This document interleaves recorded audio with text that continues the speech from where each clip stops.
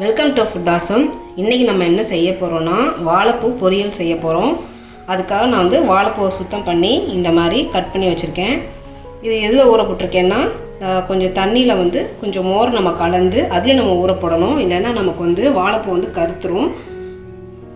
இது ஒரு 5 நிமிஷம் ஊற விட்டிங்கன்னா நல்லது. அதோட இந்த தண்ணியை நீங்கள் வடிகட்டிட்டு இந்த தண்ணியை நீங்கள் குடிச்சிங்கன்னா கிட்னி ஸ்டோனுக்கு ரொம்பவே நல்லது. அதுக்கப்புறமா நம்ம 2 டீஸ்பூன் அளவுக்கு பாசிப்பருப்பு எடுத்து நம்ம ஊற வச்சுருக்கோம். இது ரெண்டுமே 5 நிமிஷம் உள்ள 10 நிமிஷம் வரைக்கும் ஊற போட்டால் போதும். இப்போ நம்ம இதை வேக வச்சு நம்ம எடுத்துக்கலாம். இப்போ நம்ம இதை வேக வச்சு நம்ம எடுத்துக்கணும். அதுக்கு கடாயில் நம்ம 1.5 கப் அளவுக்கு நம்ம தண்ணி ஊற்றிக்கலாம். ஏன்னா வாழைப்பூ 1 கப் அளவு தான் இருக்கும். வேக வைக்கிறதுக்கு நம்ம 1.5 கப் அளவு நம்ம தண்ணி ஊற்றி நம்ம வேக வச்சு நம்ம எடுத்துக்கலாம். இப்போ தண்ணி நம்ம கொஞ்சம் கொதிச்சிருச்சு. இப்போ இந்த டைம் நம்ம ஒரு 1/2 டீஸ்பூன் அளவுக்கு நம்ம மஞ்சள்தூள் சேர்த்துக்கலாம். அதுக்கப்புறமா நம்ம கொஞ்சமாக நம்ம உப்பு சேர்த்துக்குவோம். ரொம்ப சேர்க்க வேண்டாம், கொஞ்சமாக நம்ம சேர்த்துக்குவோம். இப்போ இந்த தண்ணி கொஞ்சம் கொதிக்கட்டும்.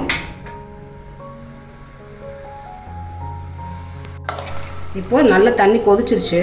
இந்த டைம் நம்ம இந்த வாழைப்பூவை நம்ம அதில் ஆட் பண்ணிடலாம்.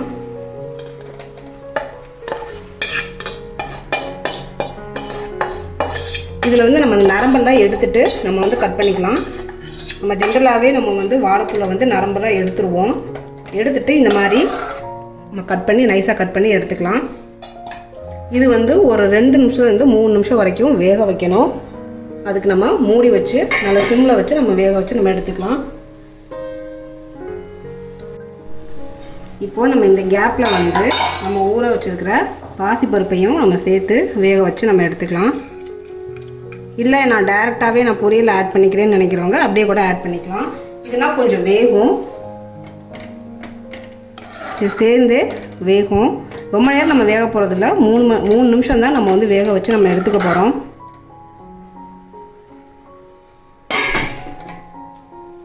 இப்போ நம்ம அந்த வாழைத்தண்டை நம்ம ஊற போட்டிருந்தோம் இல்லையா, அதை வடிகட்டின தண்ணி. இந்த தண்ணி நம்ம கீழே ஊற்றிட வேண்டாம். இந்த தண்ணி நீங்கள் கிட்னி ஸ்டோன் ப்ராப்ளம் இருக்கிறவங்க இதை நீங்கள் குடிச்சிங்கன்னா அந்த கல்லை கரைக்கக்கூடிய தன்மை இந்த வாழைப்பூக்கு இருக்குது. இந்த ஜென்ரலாகவே வாழைத்தண்டு வாழைப்பூ இந்த மாதிரி இருக்கிற ஐட்டங்கள் எல்லாம் உங்களுக்கு கிட்னியில் உள்ள கல்லை கரைக்கிறதுக்கு உங்களுக்கு உதவி செய்யுது. அதனால் இந்த தண்ணியை நீங்கள் கீழே ஊற்றிட வேண்டாம். கொஞ்சம் சால்ட்டு சேர்த்து நீங்கள் குடிச்சிங்கன்னா ரொம்பவே நல்லது. இது கூடவே நீங்கள் பெப்பரும் போட்டிங்கன்னா உங்களுக்கு உடம்புக்கு நல்ல எதிர்ப்பு சக்தி தரக்கூடியது. நீங்கள் குடிச்சிங்கன்னா நல்லது. இப்போது 2 நிமிஷம் ஆயிடுச்சு. இப்போ நம்ம ஓப்பன் பண்ணி பார்க்கலாம். நீங்கள் பாருங்கள், நல்லாவே வெந்துருச்சு. இந்த பருப்புமே பாருங்கள், உங்களுக்கு பாருங்கள் ஓரளவு வெந்திருக்கு பாருங்கள். இது கூடவே நம்ம வறுத்துட்டோன்னா பொரியல் பண்ணும்போது நம்ம சேர்த்து போடும்போது நல்லாயிருக்கும் உங்களுக்கு. இப்போ இந்த தண்ணியை நம்ம வடிகட்டி எடுத்துக்கலாம்.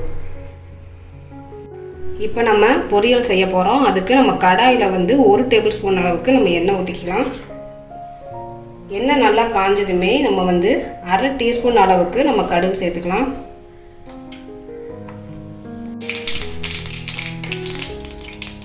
இப்போது கடுகு நல்லா பொரியுது. இந்த டைம் நம்ம 1/2 டீஸ்பூன் நம்ம உளுந்து சேர்த்துக்கலாம்.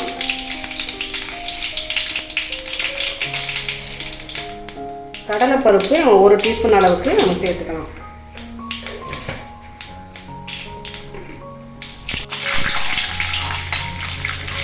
இப்போ இது நல்லா கொஞ்சம் வறுபட்டுருச்சு.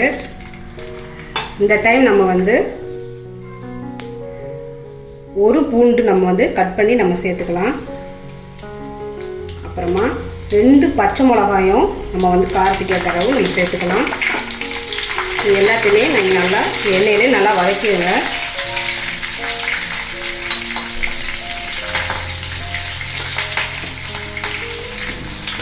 இப்போது நான் 1 மீடியம் சைஸ் வெங்காயம் கட் பண்ணி வச்சுருக்கேன். உங்கள்கிட்ட சின்ன வெங்காயம் இருந்ததுன்னா ஒரு 10 வெங்காயம் நீங்கள் போட்டுக்கோங்க. அதையும் இதில் நம்ம சேர்த்துக்கலாம். இது எல்லாத்தையுமே நம்ம ரொம்ப வறுக்க தேவையில்லை. வெங்காயத்தோட பச்சை வாசனை போனால் போதும்.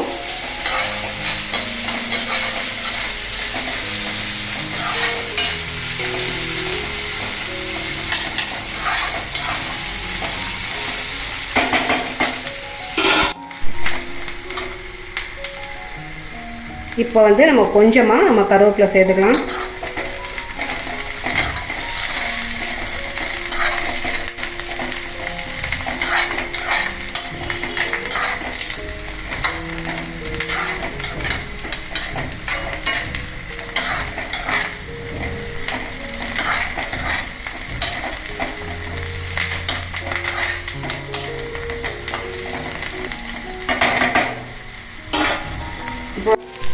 இப்போ நமக்கு எல்லாம் வெந்துருச்சு. இதான் கரெக்டாக இருக்கும்.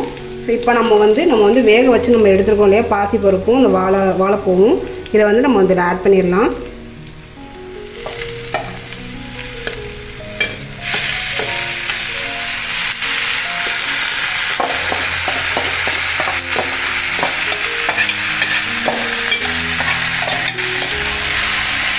இதை நல்லா நீங்கள் கிண்டி விடுங்க.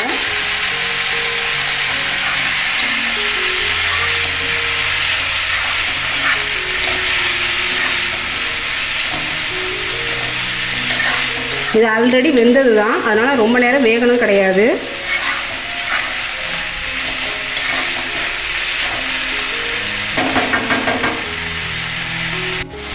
இப்போ இந்த டைம் வந்து நீங்கள் வந்து உப்பு செக் பண்ணிக்கோங்க.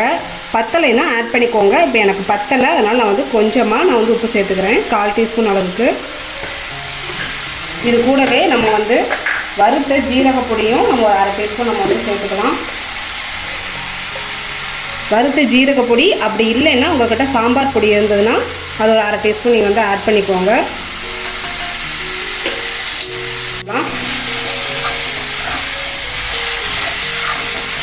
உங்களுக்கு ஜீரகப்பொடி போட்டிங்கன்னா நல்லா வாசமாக இருக்கும். உங்களுக்கு சாம்பார் பொடியை விட உங்களுக்கு டேஸ்ட்டு வந்து நல்லா எடுத்து கொடுக்கும்.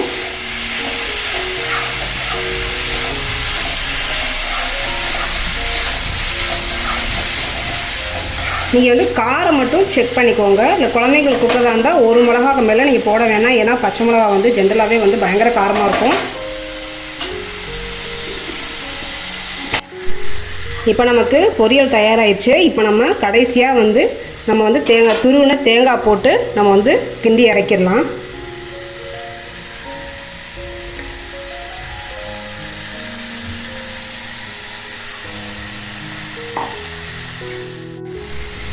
தேங்காய் நிறையா வேணும்னு நினைக்கிறவங்க நிறையா சேர்த்துக்கோங்க. இல்லை கொஞ்சமாக வேணும்னு நினைக்கிறவங்க கொஞ்சமாக சேர்த்துக்கோங்க. நம்ம வந்து வாழைப்பூ எந்த அளவுக்கு எடுக்கிறோமோ அந்த அளவுக்கு தகுந்து நீங்கள் வந்து தேங்காய் தூவி போட்டுக்கோங்க.